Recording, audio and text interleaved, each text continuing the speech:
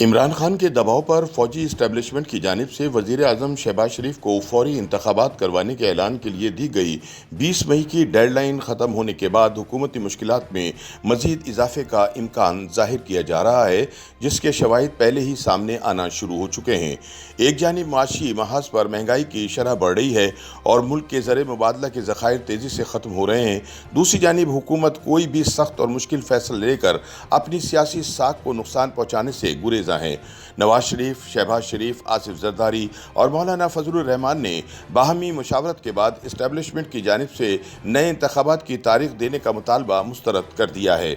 ادھر سیاسی محاذ پر P T I نے موجودہ حکومت کو آئینی اور سیاسی الجھنوں میں الجھا رکھا ہے۔ پی ٹی آئی کی حکومت جانے کے بعد سے سابق وزیر اعظم عمران خان عوامی رابطہ مہم کے تحت ملک کے مختلف شہروں میں جلسے کر رہے ہیں، جن میں وہ سیاسی اداروں پر الزامات عائد کرنے کے ساتھ ساتھ موجودہ حکومتی اراکین پر قائم مقدمات کا حوالہ دے رہے ہیں۔ حالیہ دنوں میں ملک کی عدلیہ کی جانب سے پی ٹی آئی اراکین کو ملنے والا ریلیف ہو 63A کے تحت صدارتی ریفرنس پر عدالت عظمیٰ کی تشریح یا حکومت کی جانب سے تحقیقاتی اداروں میں مبینہ مداخلت پر سپریم کورٹ کے از خود نوٹس ملک کے سیاسی اور سماجی حلقوں اور سوشل میڈیا پر ایک بحث نے جنم لیا ہے کہ کیا فوجی اسٹیبلشمنٹ اور عدلیہ کو عمران کی عوامی مقبولیت کا دباؤ محسوس ہو رہا ہے۔ اسی دباؤ کو محسوس کرتے ہوئے مولانا فضل الرحمان نے کراچی میں ایک جلسے سے خطاب کرتے ہوئے اعلیٰ عدلیہ کو وارننگ دی ہے کہ وہ عمران کے دباؤ میں ایگزیکٹو کے اختیارات میں مداخلت کرنے سے باز آ جائے، ورنہ اپوزیشن بھی دباؤ ڈالنا جانتی ہے۔ مسلم لیگ نواز کے رکن قومی اسمبلی محسن شاہ نواز رانجھا کا کہنا ہے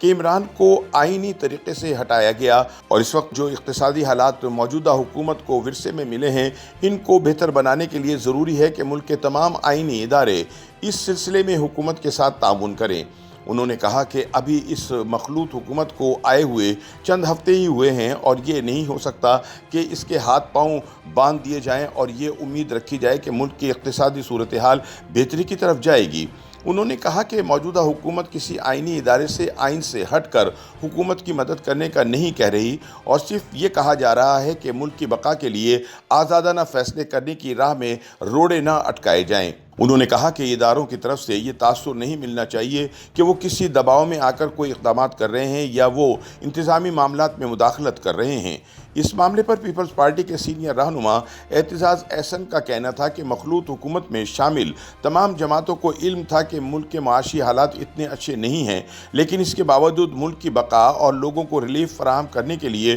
انہوں نے اتنا بڑا سیاسی رسک لے لیا، کیونکہ حکومت میں آنے کے بعد یہ تاثر بھی مل رہا ہے کہ جیسے انہوں نے تحریک انصاف کی تمام تر ناکامیاں اپنے سر لے لی ہیں۔ انہوں نے کہا کہ جب ملک میں غیر یقینی صورتحال ہو تو ایسے غیر معمولی حالات میں انہیں اپنا کردار ادا کرنا چاہیے اور ایسے جرأت مندانہ فیصلے کرنے چاہیے جس سے ملک میں استحکام آئے۔ ان کا کہنا تھا کہ اگر ادارے اپنا کردار ادا نہیں کرتے تو بہتر ہوگا کہ حکومت سے الگ ہو کر انتخابات کی طرف چلا جائے۔ واضح رہے کہ وزیر اعظم میاں شہباز شریف پارلیمنٹ میں تقریر کے دوران بھی کہہ چکے ہیں کہ اسٹیبلشمنٹ نے جتنی سپورٹ عمران خان کی حکومت کو دی ہے، اس سے آدھی سپورٹ بھی اس حکومت کو مل جائے تو وہ حالات پر قابو پا لیں گے۔ دوسری جانب اسلام آباد میں یہ افواہیں گرم ہیں کہ فوجی اسٹیبلشمنٹ نے عمران کا دباؤ محسوس کرتے ہوئے حکومت سے فوری الیکشن کی تاریخ دینے کا مطالبہ کر رکھا ہے، جسے نواز شریف اور آصف زرداری ماننے کو تیار نہیں۔ ان کا کہنا ہے کہ اگر 3 ماہ بعد الیکشن ہی کروانے تھے تو پھر عمران خان کی حکومت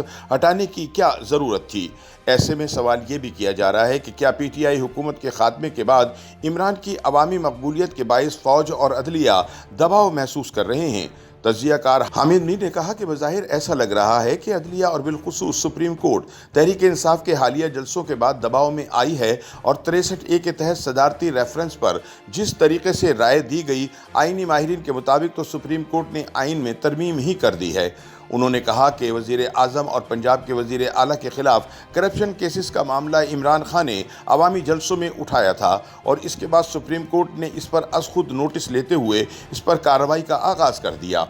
حامد میر کا کہنا تھا کہ بظاہر از خود نوٹس ایک جج کے نوٹ پر لیا گیا، لیکن عوام میں اس تاثر کو تقویت مل رہی ہے کہ یہ سارا معاملہ عمران خان کے مطالبے کے بعد شروع کیا گیا۔